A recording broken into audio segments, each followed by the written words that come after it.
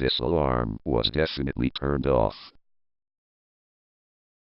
On the 2 occasions the alarm has sounded, the alarm has stopped at exactly the moment that I have reached it. Is it just a faulty switch, or is this case a bit spookier?